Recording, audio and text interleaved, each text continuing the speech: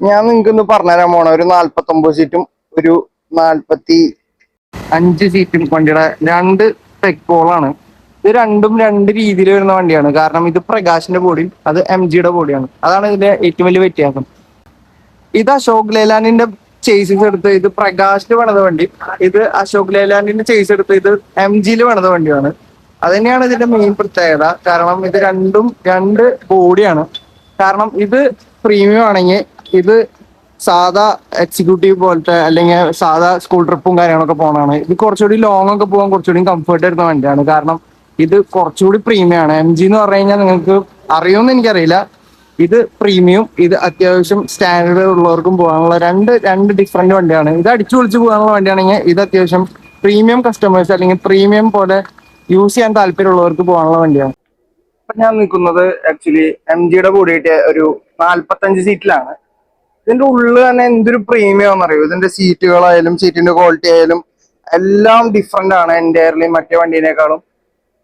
ഇപ്പൊ ഞാൻ നിൽക്കുന്നത് 49 സീറ്റ് വണ്ടിയിലാണ്. ഇത് മറ്റേ വണ്ടീനെ വെച്ച് കമ്പയർ ചെയ്യുമ്പോൾ എൻറ്റയർലി ഡിഫറെന്റ് ആണ്. ഇത് തൃശ്ശൂർക്കാരൻ എന്ന് പറഞ്ഞ ഒരു ടീമിന്റെ വണ്ടിയാണ്. നമ്മുടെ കണ്ണൻ ചേട്ടൻ എന്റെ വണ്ടിയാണ്. ഫ്രണ്ടിന്റെ ഭയങ്കര കൂട്ടുകാരാണ് കണ്ണൻ ചേട്ടൻ. അപ്പൊ പുള്ളിയുടെ അടുത്ത് ഞാൻ ഈ വണ്ടി കണ്ടപ്പോ വീഡിയോ എടുത്തോട്ട് ഇരിച്ചു. അപ്പൊ പുള്ളി എടുത്തോളം പറഞ്ഞപ്പോഴാണ് നമ്മള് വീഡിയോ എടുക്കാൻ ഇറങ്ങിയത്.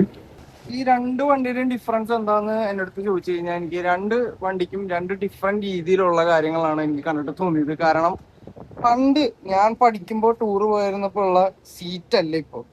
ഞാൻ പണ്ടും നല്ല തടിയുള്ളത് കൊണ്ട് എനിക്ക് ഇപ്പോഴും നല്ല തടിയുള്ളത് എനിക്ക് ഈ സീറ്റിലിരിക്കുമ്പോൾ അത്രയും കംഫർട്ട് കിട്ടണമെങ്കിൽ എനിക്ക് അത്യാവശ്യം കാല് വയ്ക്കാനുള്ള സ്ഥലവും പിന്നെ ചാരി ഇരിക്കാനുള്ള സുഖവും എല്ലാം വേണം. പക്ഷെ ഇപ്പോഴത്തെ ബസ്സുകളിലെല്ലാം ആ ഒരു ക്വാളിറ്റി ഉണ്ട്. നമുക്ക് ഭയങ്കരമായിട്ടുള്ള സ്പേഷ്യസ് ആയിട്ടുള്ള രണ്ട് സീറ്റാണ്. ഇത് രണ്ട് സീറ്റും ഇത് 3 സീറ്റും ആണ്. നമുക്ക് എത്ര തടിയുള്ളവർ ഇരുന്നാൽ പോലും നമുക്ക് അത്ര സ്പേസ് ബാക്കി ഇവിടെ ഉണ്ട്. ഞാനിപ്പോ ഇനി ഇരുന്ന് കാല് വെച്ചാലും എനിക്ക് ഇവിടെ അത്യാവശ്യം സ്പേസും ഉണ്ട്. കണ്ട സാധാരണ പണ്ടത്തെ ബസ്സിലൊന്നും ഇല്ലാത്ത കുറെ ക്വാളിറ്റി ഇപ്പൊ 2026 ശേഷം പുതിയ ബസ്സുകളിൽ ബോഡിയിൽ പണിയുമ്പോൾ ശ്രദ്ധിച്ചിട്ടുണ്ട്. അത് തന്നെയാണ് ബസ്സിന്റെ ഏറ്റവും വലിയ പ്രത്യേകത. 49 സീറ്റിന്റെ ക്യാബിനാണ് തൃശ്ശൂർക്കാരന്റെ, അതായത് നമ്മുടെ തൃശ്ശൂരിന്റെ ഒരു രീതിയിലാണ് ഇതിന്റെ ക്യാബിൻ തന്നെ വന്നേക്കണേ. ഭയങ്കര രസമാണ് ഇതിന്റെ ക്യാബിൻ കാണാൻ. മറ്റേ ഇതിന്റെ ഇത്ര വർക്ക് ഇല്ലേലും ഇതിന് അത്യാവശ്യം വർക്ക് ഉള്ളത് കൊണ്ട് തന്നെ ഭയങ്കര രസമാണ്. ഇത് ലൈറ്റ് ഒക്കെ അടിപൊളിയാണ്. ഞാൻ ഇത് പോവാറായപ്പോൾ ഇതാ ഓർത്തത്. കാരണം പിന്നെ ഞാൻ പിന്നെ ലൈറ്റ് ഇടാനൊന്നുമില്ല.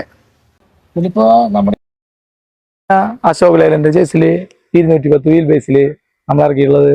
ഇത് നോർമല് ആൾക്കാർക്കും അല്ലെങ്കിൽ കോളേജ് അല്ലെങ്കിൽ സ്റ്റുഡൻസ് അങ്ങനെ സൗണ്ട് കാര്യങ്ങള് ആയിട്ടുള്ള അതിന് വേണ്ടിയിട്ട് ഇറക്കിയിട്ടുള്ള വണ്ടിയാണ് ഇത്. ഇത് എന്ന് പറഞ്ഞു കഴിഞ്ഞാൽ നമ്മള് ലേലൻഡിന്റെ 12 മീറ്റർ ചേസില് MG-യിൽ നമ്മൾ ബോഡി ചെയ്തത്. അത് നമ്മൾ പ്രത്യേകം അവിടെ പോയി അന്വേഷിച്ച് MG-യില് ഗ്ലാസ് തുറക്കാൻ പറ്റുന്ന ടൈപ്പ് അവർ ചെയ്യണമല്ല. തൃശ്ശൂര് ഇപ്പൊ നമ്മുടെ വണ്ടി ജീസസ് IC അങ്ങനെ ഒരു 3 വണ്ടി ഈ കാറ്റഗറിയിൽ ഉണ്ടാവുള്ളൂ.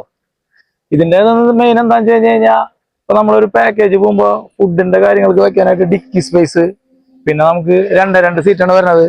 അത് ഹരിതയുടെ ഏറ്റവും കൂടിയ ടൈപ്പ് സീറ്റാണ്. അത് കംഫർട്ടാണ് ഇത് ഉദ്ദേശിക്കുന്നത്.